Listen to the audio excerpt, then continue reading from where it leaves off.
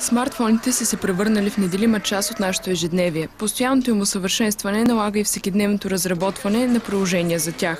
Преди да се пусне дадено приложение, то минава през одобрение от самия магазин, в който ще се предлага съответното приложение.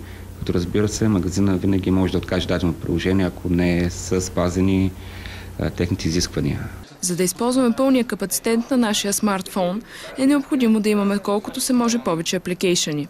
Самите мобилни приложения помагат за по-лесното боравене със самото мобилно устройство. Все повече има нужда за самите потребители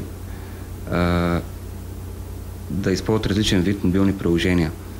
Мобилните приложения са от всякакъв тип,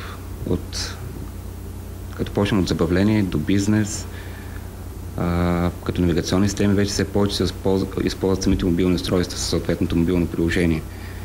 Разбира се, най-големият дял е за игри и за социални мрежи все още, но все повече се набляга и за самия бизнес. Много често, преди да си изтеглим пълната версия на определено приложение, ние го разучаваме благодарение на неговата демо-версия, която е безплатна. На пазара има голям брой безплатни приложения, но тези, които са платени, те са на доста достъпни цени, от рода на 79 цента, което е много по-малко от 2 лева.